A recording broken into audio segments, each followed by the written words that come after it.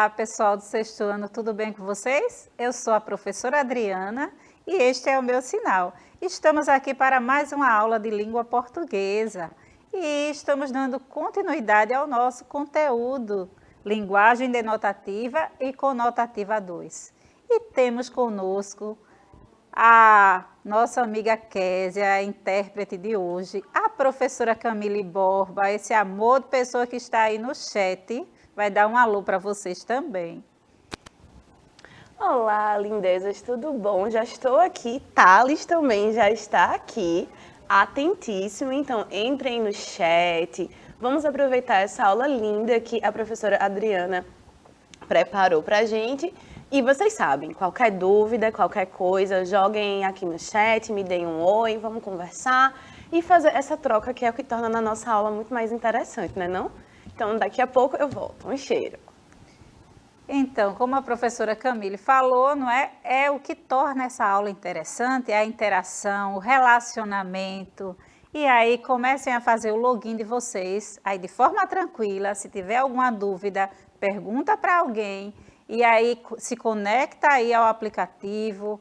E eu gostaria de lembrar da importância, vou sempre lembrar isso, dessa parceria da escola juntamente com a família. Então, se seu filho ainda é um bebê, uma criança, ele precisa de cuidado. Mas o adolescente, o pré-adolescente, essa fase dos 12, 13 anos, o adolescente de 14, 16, 17, 18, também precisa de toda a nossa atenção.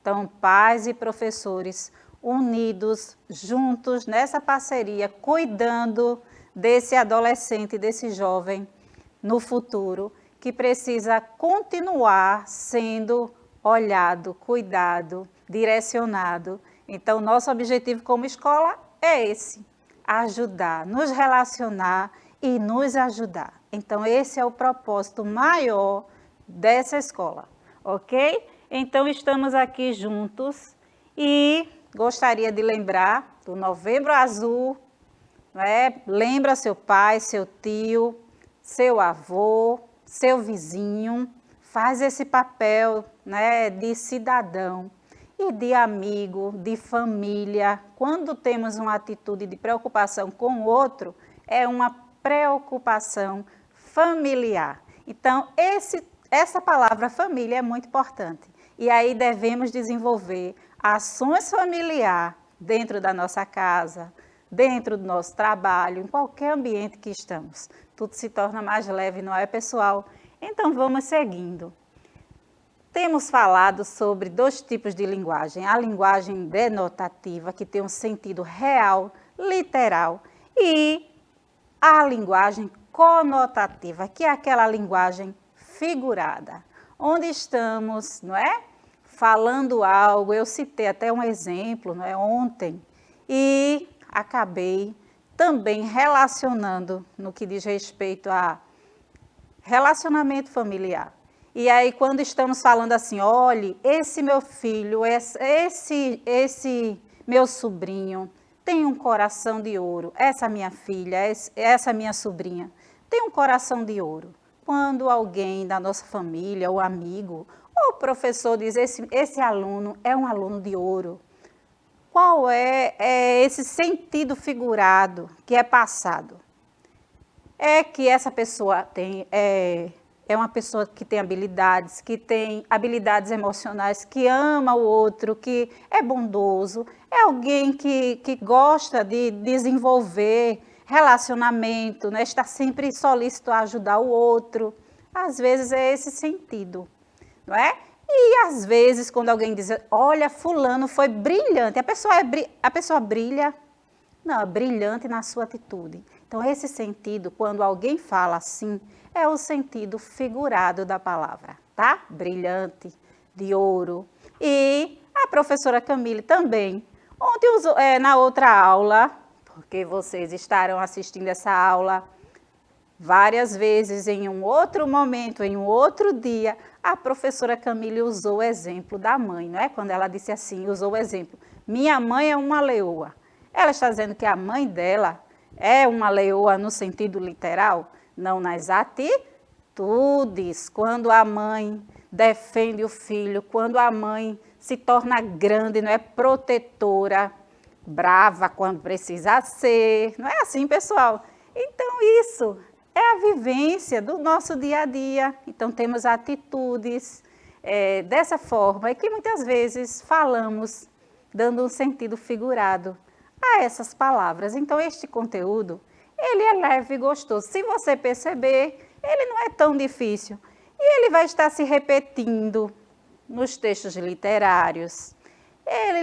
Eles estarão sendo apresentados em poesia, tá? E também nos textos informativos, porque a linguagem denotativa é o sentido literal das palavras. Vamos seguindo. Então, como falei, como mostrei antes, as palavras de uma língua sempre operam em dois eixos: linguagem denotativa e conotativa, não é?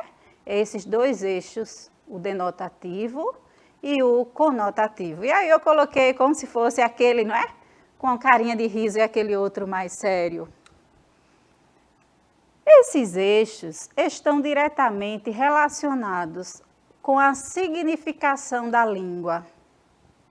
Então, eu introduzi esta aula explicando para vocês essa significação de sentidos. Segundo a Câmara Brasileira do Livro, a CBL, cada brasileiro lê pouco mais de 2 livros por ano. Na Inglaterra, estima-se que a média seja de 4,9. Nos Estados Unidos, é de 5,1. Outro dado preocupante por aqui: o tempo médio dedicado à leitura não passa de 5,5 horas por semana, enquanto na Índia, um país em desenvolvimento cuja situação econômica é semelhante à do Brasil, a média é quase o dobro, é de 10 horas. Então, pessoal, eu trouxe esse dado, né, estatístico para lembrar a importância da leitura. Então, a linguagem conotativa, ela está muito relacionada à literatura, não é? Então, nós somos considerados ainda um país que lê pouco e precisamos ler mais. Precisamos ir para um ranking maior de leitura. Então, precisamos crescer, e a importância da leitura é tão grande porque ela abre, não é, todo um novo horizonte. É como a leitura nos faz viajar por onde talvez nunca temos condições financeiras de ir. A leitura também pode levar você a viajar por lugares que você nunca imaginou ir e ter condições financeiras, porque, pessoal, é através da leitura que o conhecimento se abre para nós. Então, não existe outra forma de vencer na vida. Existem outras formas, mas uma forma que eu posso afirmar, né? Essa é uma afirmação da professora Adriana, que é gostoso, sabe, de crescer, é através do nosso próprio conhecimento. Existem riquezas e riquezas, maneiras e maneiras de enriquecer, de se dar bem na vida, mas existe uma maneira: é estudando, é crescendo, sabe? Através do seu conhecimento intelectual.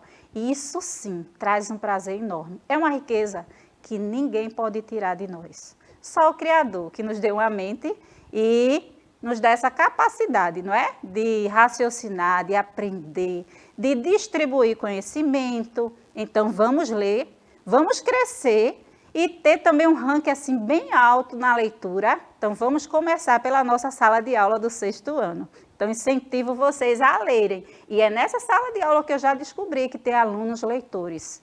E eu quero incentivar vocês aqui a entrarem na Árvore do Livro, não é? Que é a plataforma da nossa rede, e ler bastante livros. Vamos seguindo. O texto que você acabou de ler tem como finalidade passar uma informação objetiva sobre um acontecimento, no caso, a média dos livros lidos no Brasil. Note que todas as palavras utilizadas no texto foram empregadas no sentido literal. Por quê, pessoal? Porque o texto, ele é um texto totalmente informativo, né? Ele traz para a gente uma informação de dados que outros países estão na frente do nosso. Até a Índia, que, ao meu ver, não é? Parece ser assim um país que as pessoas estão no movimento o tempo todo. Eu não gosto muito, particularmente, né, de toda aquela correria, parece mais desorganizado, mas eles leem mais do que os brasileiros. Então, nós precisamos valorizar, mais do que nunca, a leitura. Chamamos de denotação a palavra, o enunciado utilizado por um sujeito, que é o enunciador, em sentido literal. Então, chamamos de denotação a palavra ou enunciado utilizado por um sujeito, que é essa pessoa, que é o enunciador que está dando a informação, não é? Então, essa pessoa está informando algo no sentido literal, real. As palavras denotativas são comumente utilizadas em gêneros informativos, como os da esfera jornalística, editoriais, reportagens, classificados, artigos e etc. Então, todos esses gêneros são gêneros informativos. As palavras denotativas também são utilizadas em contextos escolares, como as dissertações, os comunicados escolares, as declarações para todos os fins. Então, cada um desses gêneros representa o gênero informativo, né? Então, a linguagem falada, as palavras escritas, no sentido denotativo, real e literal. Então, a denotação são palavras usadas no seu sentido literal, mais restrito. Já a conotação são as palavras usadas no sentido amplo e subjetivo. Vamos analisar os exemplos?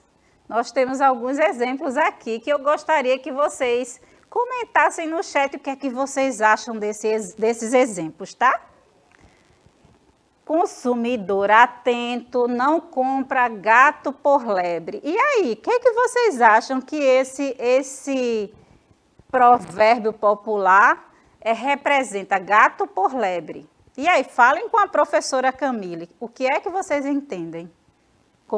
Consumidor atento não compra um produto que não seja assim original, não seja bom. O que é que vocês acham? Eu estou correta na minha colocação? Vamos ver as características aí do gato e do lebre. O gato, minha gente, ele é aquele animal que está prestando atenção em tudo, como é o cachorro.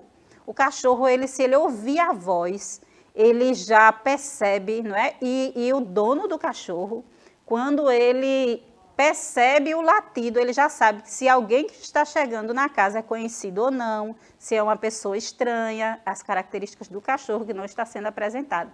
Mas o gato ele dorme, ele é mais tranquilão, não é? E a lebre, o lebre, não é? O que é que vocês acham? As características do lebre. Ele é esperto, não é? Atento. E aí? Essas são as características que eu estou dando pistas para vocês pensarem no sentido do provérbio. E aí, comentaram alguma coisa, professora Camille, aí? Professora Adriana, então, ainda estamos aqui esperando, estou aqui esperando. Temos alguns alunos, ó, temos Sofia, temos David, vamos ver, temos Andressa. Sim. Perguntei para eles também quando você falou sobre temos Gustavo também, quando você falou sobre os hábitos de leitura. Sim, professora Camille, voltamos daqui a pouco, ok? Como podemos explicar o provérbio comprar gato por lebre? Essa é a pergunta que eu fiz. Então, os meus alunos estão aí bem atentos e daqui a pouco eles vão respondendo. E a professora Camille também vai estar respondendo.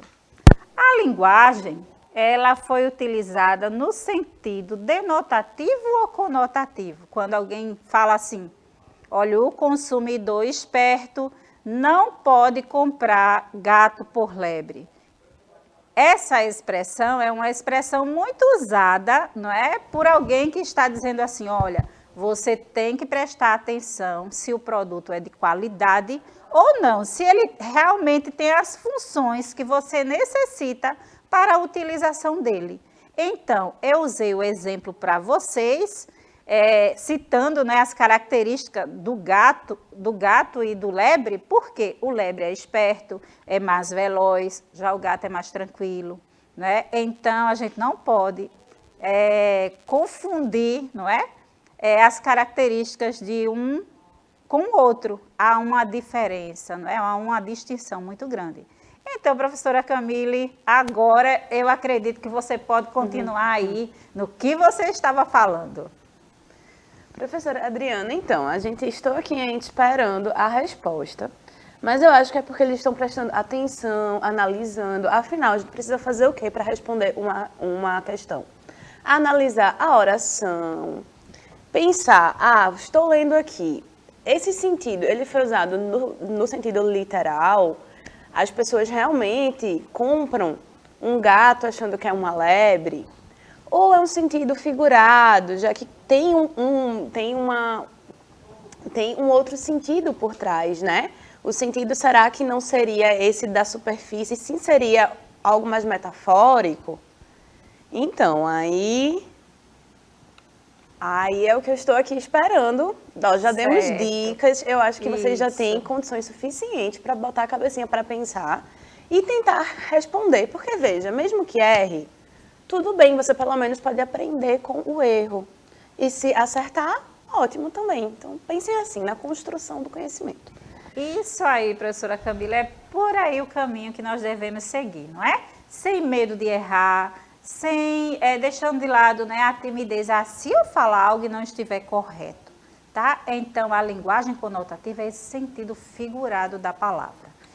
Vamos seguindo para o próximo. Alguns provérbios ou ditos populares fazem uso da conotação, que é justamente o sentido figurado.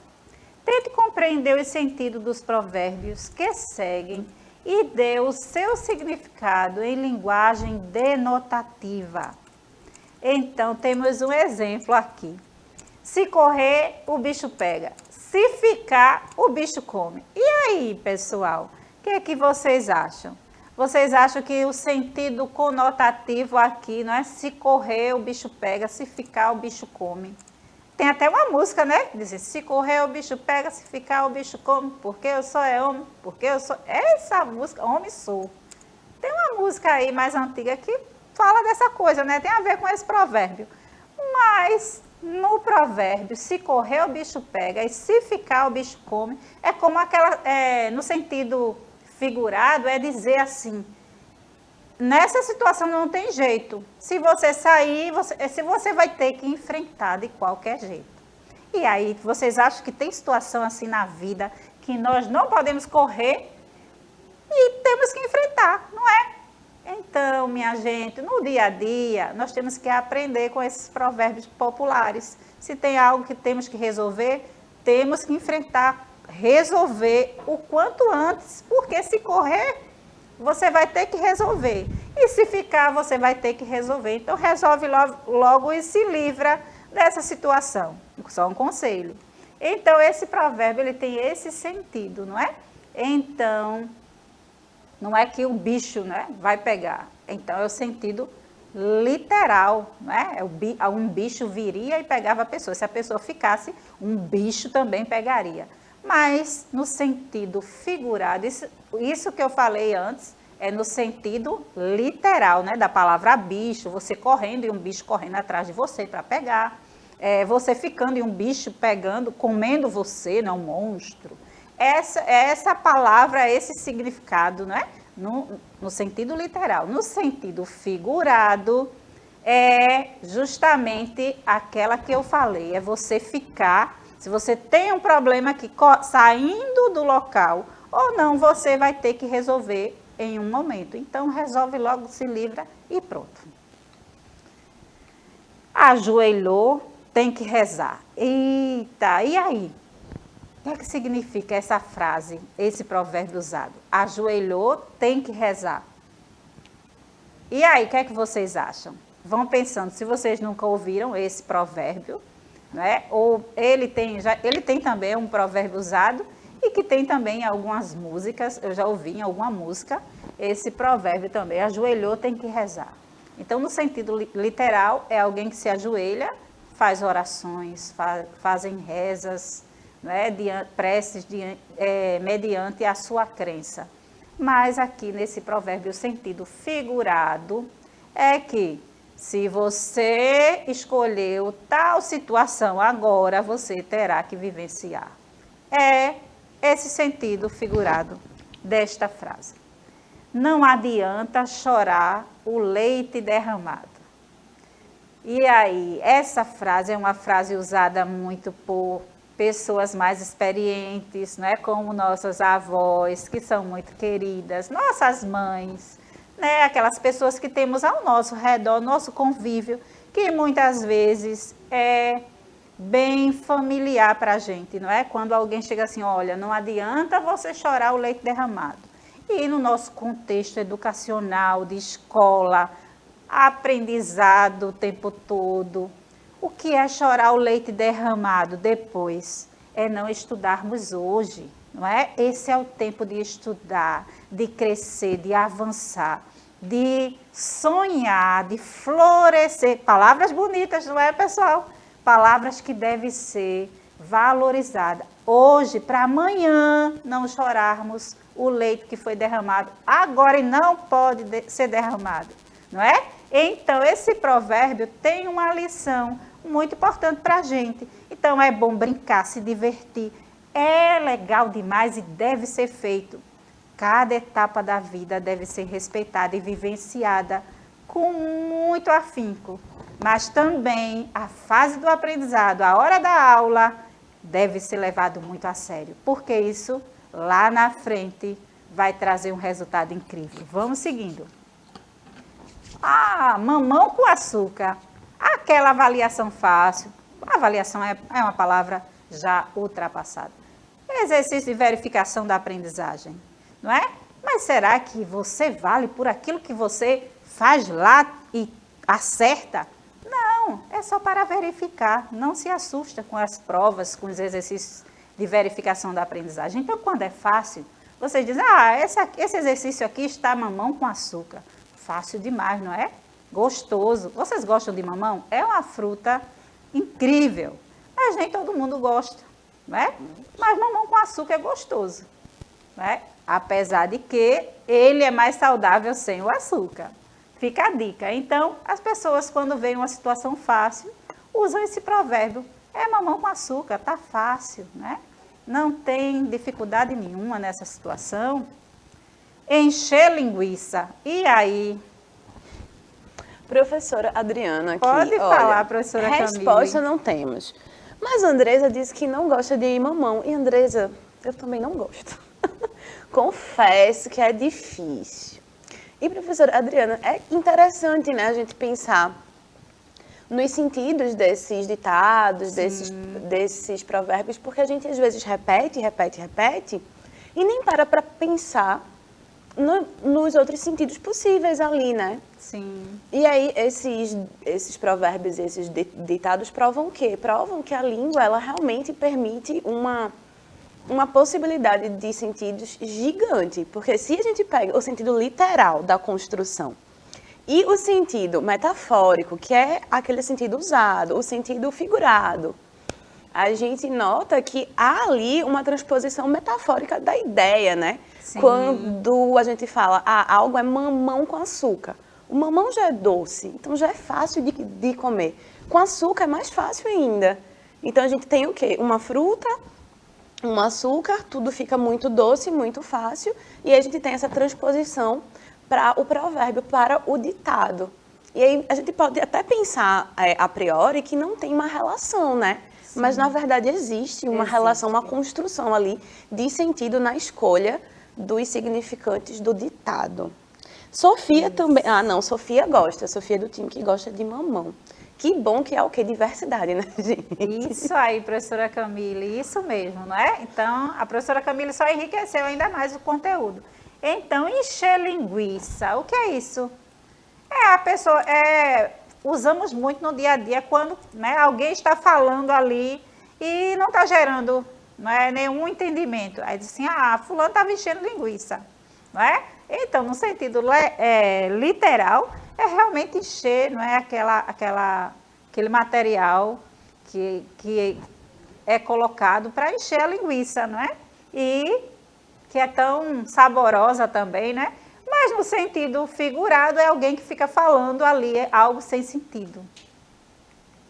Manteiga derretida. E aí essa expressão vocês escutam? Fulano é uma manteiga derretida. Porque a manteiga, quando ela está nessa temperatura, ela está construída, não é? E aí, quando ela vem com o calor, ela começa a derreter. E aí, alguém que chora por qualquer coisa tem essa classificação. As pessoas dizem assim, você é uma manteiga derretida, chora por qualquer coisa. Mesmo. Mas, sendo manteiga derretida ou não, você é gente, isso é o que importa. Vamos prosseguindo. Falar a abobrinha, outro ditado, não é? Que falamos, não é? Aí falar besteira. E a abobrinha é muito, olha, tem um valor nutricional também incrível, pessoal. Carregar o mundo nas costas, tem muito problema, não é? Mas aí eu vou seguindo. Agora é hora de praticar. E aí nós temos aqui um exercício para vocês, onde vocês estarão aqui vendo o sentido denotativo e conotativo. Então, nós temos a frase, as flores lindas da primavera já aparecem. As mulheres são frágeis como as flores. Os cães ferozes latem pouco. Pobres ladrões, cães da noite perdida e vã. O seu olhar ilumina toda a esperança eterna. A luz que ilumina o dia é natural. Meu coração é uma escola de samba. O amor hoje parece fusco.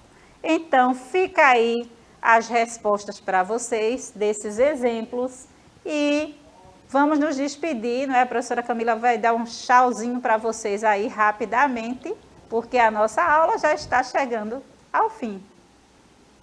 Oi, gente, como sempre, foi um prazer estar aqui nesse chat maravilhoso. E espero que vocês tenham curtido a aula. Isso, na verdade, eu tenho certeza, né, que vocês gostaram da aula. E até a próxima. Um beijo enorme para vocês. Então, fica aí as respostas. Vocês podem ir no YouTube e curtir essa aula, não é? Revisar quantas vezes for necessário. O material é de vocês. Então, um beijão grande no coração de vocês e até a próxima, pessoal.